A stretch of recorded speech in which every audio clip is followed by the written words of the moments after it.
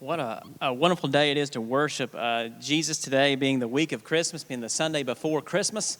When the first year that Leslie and I got married, which would have been May of '98, I remember we were going. It was about the first week in October.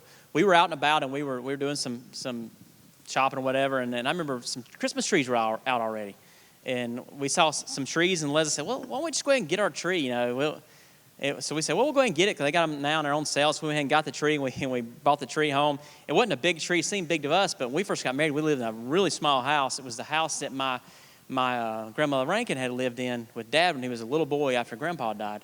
And so it was a very small house. The tree wasn't very big, but we went and got the tree and all the ornaments and all that. And we brought it home, and we sat up. We were so excited. Let's go ahead and put it together and set it up and all. I'm like, okay, it's first week in October, but okay. So we did, and we were so proud of it. It's the only house we lived in with no kids. It was just magical. Everything was just so wonderful about it. We had everything there, and we had the tree up. And matter of fact, we still have that tree. The house was so small. The tree was so small. Chase and Bryson used it in their room as their little tree when they were sharing a room together. They were little guys. But we put our little tree up. We had it there. To us, it was like the tree in Rockefeller Center. And we said, well, nobody ever comes by here, so nobody's ever going to know it's up. So it's just wonderful. Like 2 days later, Cliff calls me and goes, hey, you know that girl Tracy I've been dating? And I said, yeah. He said, well, I want y'all to finally meet her. And I said, well, that'd be great. We'd love to meet her. And so we said, well, we'll go out and eat. So we went out and ate. So we went and ate dinner together. We met Tracy. And then somehow we ended up going back to our house. And I said, oh, no, the Christmas tree's up. And it's like the first week in October. This girl's going to think we're nuts. Luckily, she's been with us now in the family for over 20 years now, and she knows we're nuts. But as you can tell, though, from this story I'm telling you, Leslie and I love us some Christmas. And there ain't nothing wrong with that, by the way. Our tree has been up since like the first week in November. We didn't push it out to October because I just can't do that because a few more people come and see us now than did back then. But we did put up in November, and I didn't make any apologies about it. We put the lights up the whole 9 yards, all around the house, all the good kind of stuff. I like me some Christmas. I enjoy the time of year. I get into it. I like to watch stuff about Christmas, all the movies I used to watch when I was a kid, and I love that stuff. Leslie does too. That's why we do it. Our kids do. Lily and Megan, man, they're all about Christmas. Chase, not so much. Chase can take your lead. You turn Chase's candle on. I said, every night I go in there and go, I'm turning your candles on night. Oh, gosh, I believe you turn a candle on there in my room. Then he'll text me because, I don't live in the house with him. He'll text me, can you come turn these lights off? But we all, except for Chase, love Christmas. Do you love Christmas that way? Are you excited that this week is the week of Christmas? Or is it just me? It's okay. You won't hurt my feelings. We love it, don't we? Christmas is an exciting time, especially for the youngins. I mean, it's that time of life. And it should be. We're celebrating the birth of Jesus Christ. I know this is a rough year. I know things are not the same. I know things are just all whoppy-jawed right now. Things are all out of order because of the pandemic and all those kinds of things. But I want to ask you today, is Christmas important to you? Is Christmas still important to you? Is it still important to us as people? Does it still matter like it used to? We're going to look at the Christmas story today. We've been looking at bits and pieces of the story throughout this Christmas season, but we're going to look at the actual, the gist of the Christmas story itself, and it is found in Luke chapter 2. If you want to follow along with me in your Bibles, it'll be on your monitor screens as well. We're going to look at the first 7 verses of this Christmas story. Very familiar words you will know. Listen to these words. And it came to pass in those days that a decree went out from Caesar Augustus that all the world should be registered. This census first took place when Cyrenius was governing Syria. So all went to be registered, everyone to his own city. Joseph also went up from Galilee out of the city of Nazareth into Judea to the city of David, which is called Bethlehem, because he was of the house and lineage of David, to be registered with Mary, his betrothed wife, who was with child. So it was that while they were there, the days were completed for her to be delivered. And she brought forth her firstborn son, and wrapped him in swaddling clothes, and laid him in a manger, because there were no room for them in the inn. Mary and Joseph, this great young couple who were to marry. If you remember, they both got a visit from Gabriel, the messenger angel of God, and he brought this supernatural news to Mary that she was going to carry the Lord's Christ, that she would conceive of the Holy Spirit. This miraculous incarnation of Jesus was going to happen. Joseph was a little suspect at the beginning, but Gabriel spoke to him and soothed his heart and let him know that this was going to be God's child. And they married, and now we find them happy. The baby's coming. Jesus is about ready to be born, and then a census starts. Don't you love a good census? We just came off of the 2020 census. You probably did yours online, mailed it, or got a visit. I did mine online because I don't want to pay I don't even know how much stamps cost anymore. I'm so cheap. I don't want to pay the stamp, and I sure don't want no visit by anybody that works for the federal government in my house. So I did mine online. We take hours to determine congressional districts and seats and all that kind of stuff and how to distribute funds and those kinds of things. But Rome called for a census. Caesar Augustus, the emperor, called for census at registration throughout his empire. He wanted to know who he was lording over. He wanted to know how many people was under his thumb. He calls for this census. Now, this census was totally different than ours. You certainly didn't do it online, obviously. You didn't mail it. And they didn't come to you, not in Rome.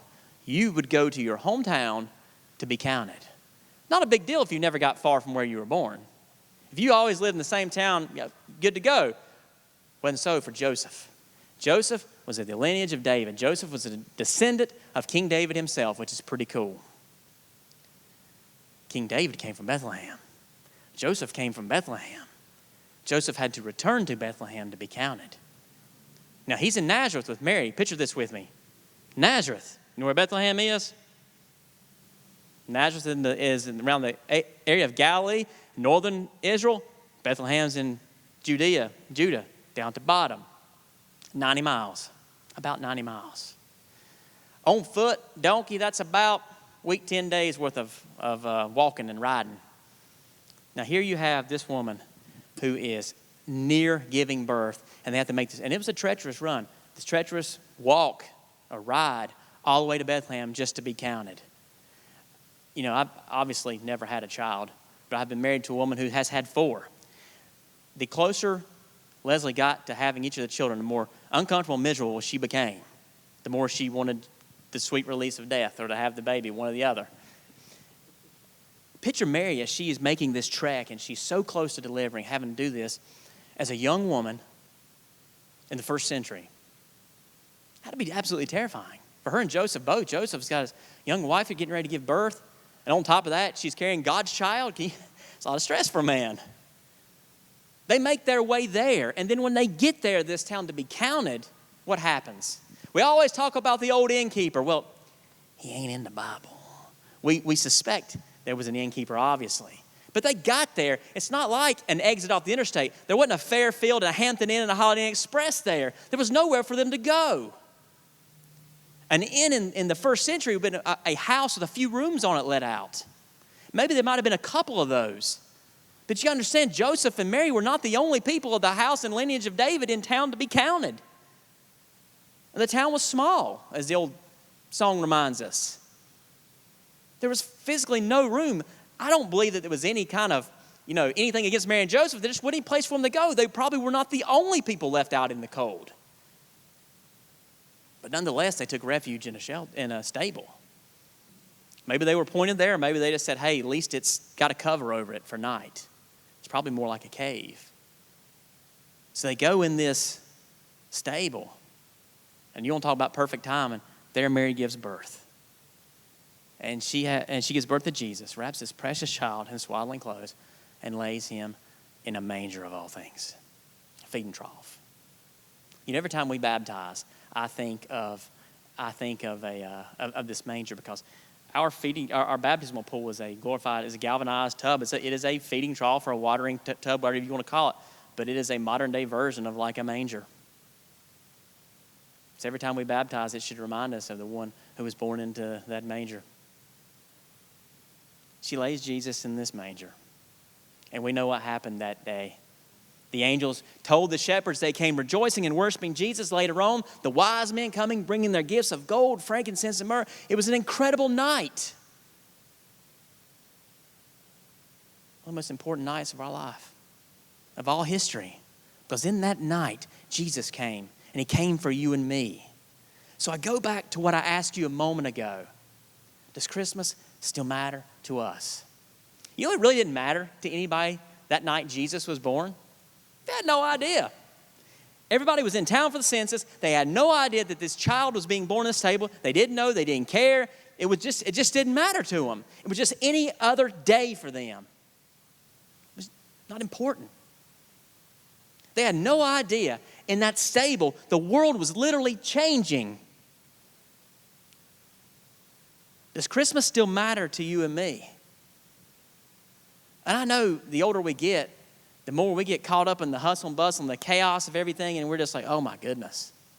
When you're a kid, you love it. I mean, Christmas is everything. If I had a nickel for every time Megan has told me this week, Daddy, it's 7 days. Daddy, it's 5 days. I mean, she is counting it down. I've told you, she's got every kind of register in the house to count it down. We all were like that at one point, were we not? Every person in this room at some point used to go, I can't wait, man, it is Christmas. Can we put the tree up? It's already July, for Pete's sake. We were all like that. But then we started getting older, and the busyness of life and all the things that happened started chipping away at that love for Christmas.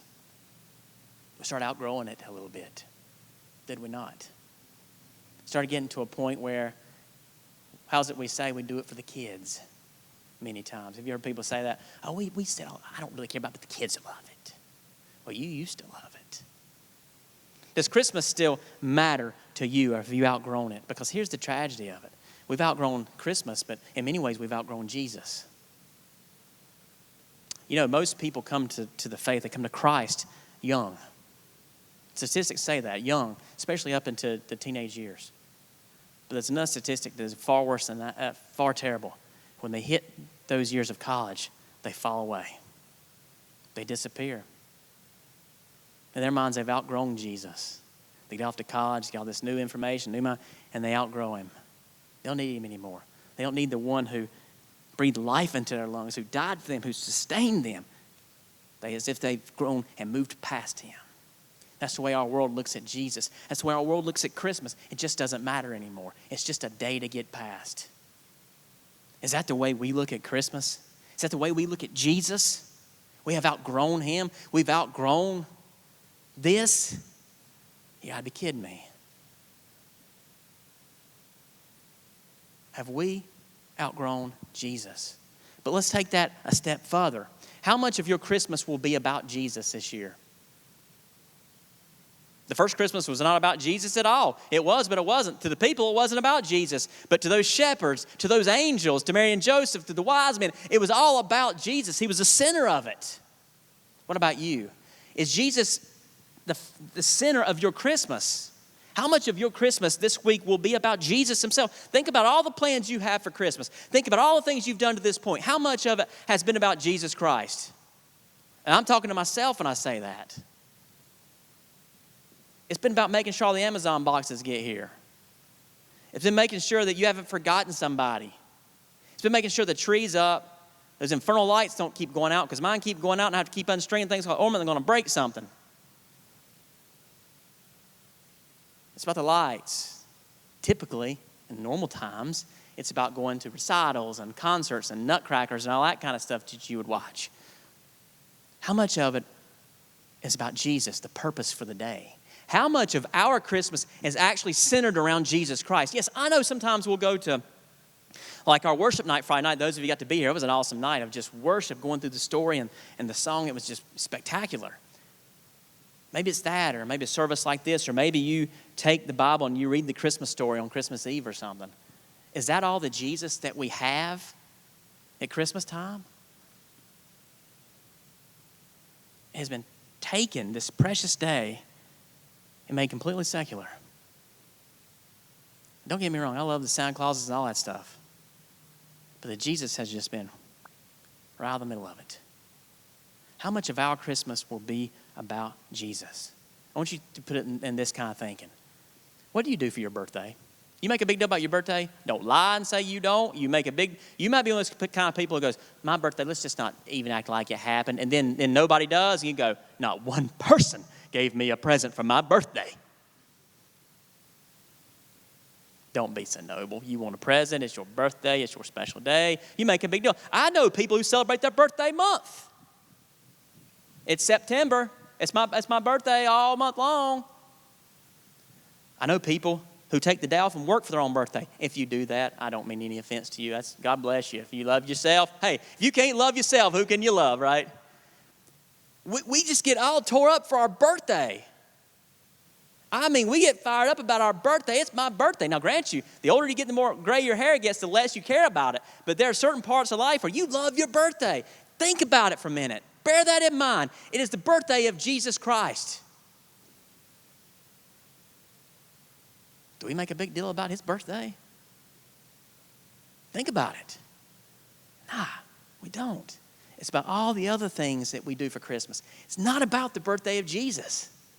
It's not about what Jesus did for us at Christmas, the significance of that very act that God himself came to this earth to become a man, God incarnate. That he was born of a woman, still God. That the world changed that night he was born. Would never be the same again. How could it be the same again? This child was destined to save the world, and he did. So much worth, so much more than a few lights or ribbons or a box.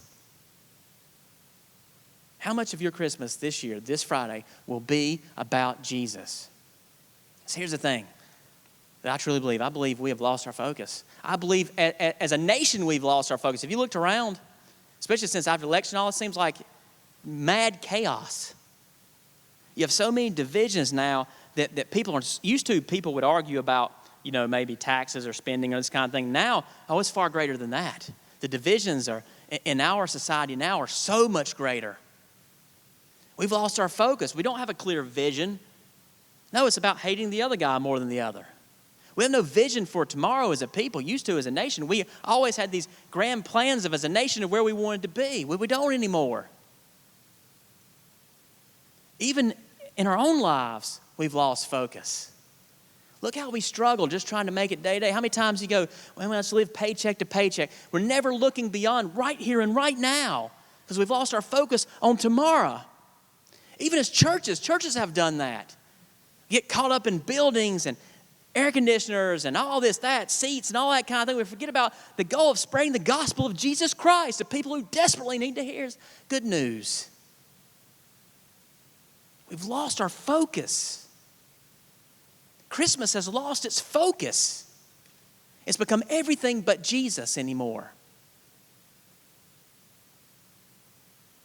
What the day was set aside for. Celebrating, proclaiming the birth of Jesus Christ.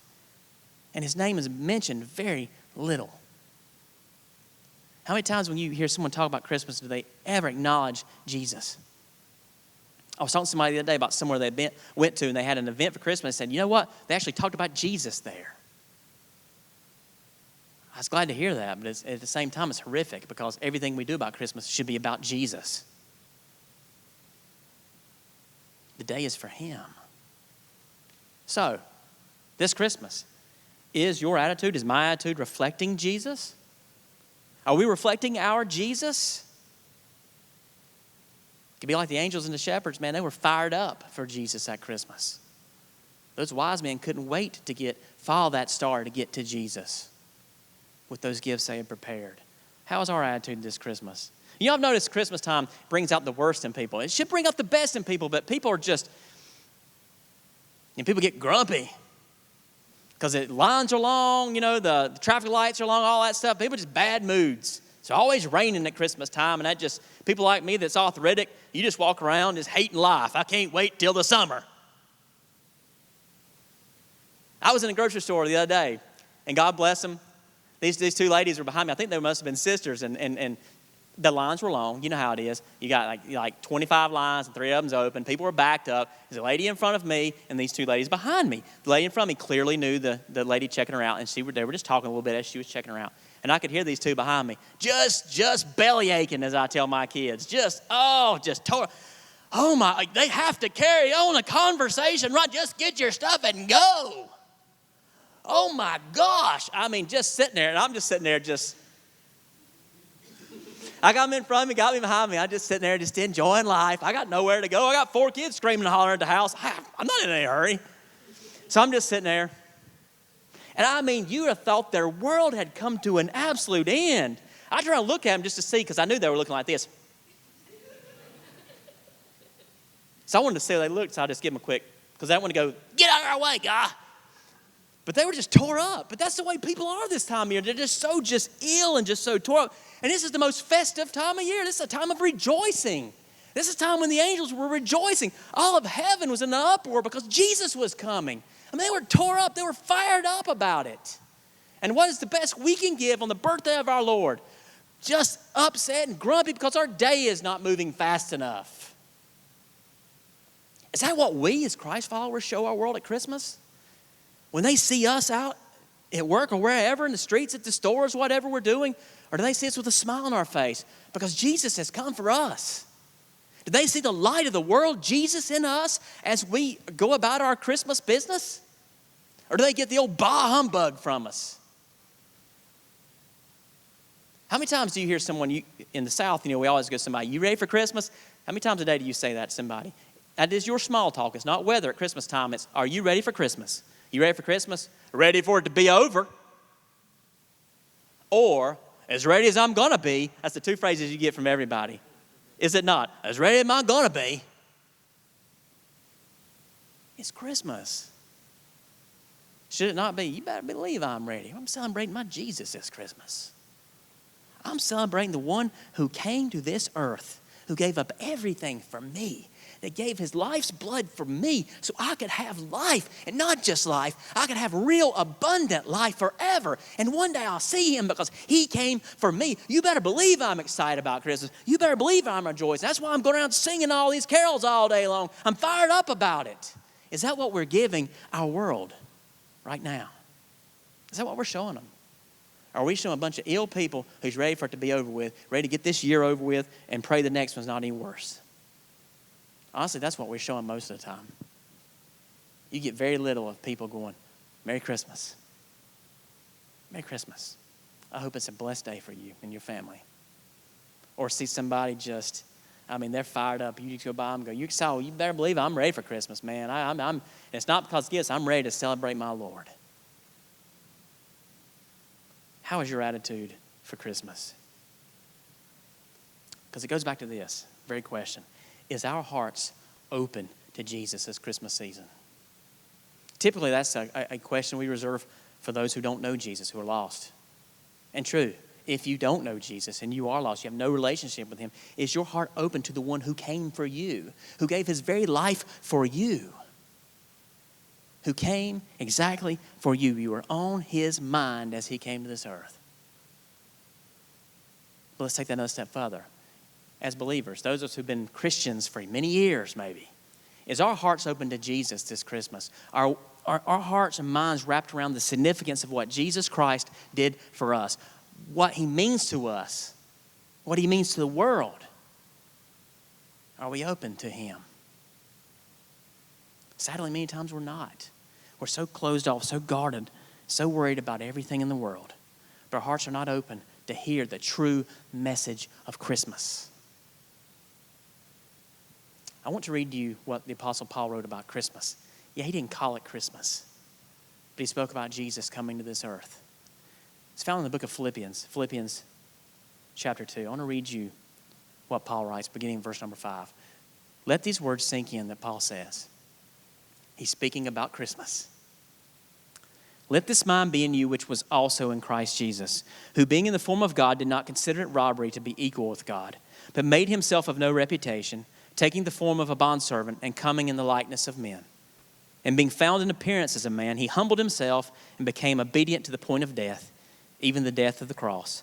Therefore God has highly exalted him and given him the name which is above every name, that at the name of Jesus every knee should bow, of those in heaven and of those on earth and those under the earth, and that every tongue should confess that Jesus Christ is Lord, to the glory of God the Father. There it is. That's why Christmas is important. Jesus Christ humbled himself. The one who spends every day, every hour, every moment at the right hand of the Father, left heaven to become a man. Goes through the same trappings of the things that I go through. Everything but the sin. Perfect in every way. But he endured the pains and the sufferings of the human life. He who didn't deserve any of that or earn any of that, he did it all for you and me. He was obedient to the will of the Father, all the way to the cross, where he suffered and died for you and me. So that by faith in him, covered by his blood, we may live. So that one day every knee would bow, and that every tongue would confess that Jesus Christ was Lord. And the Father has given him a name above every name. You want to know why Christmas matters? Paul just told you.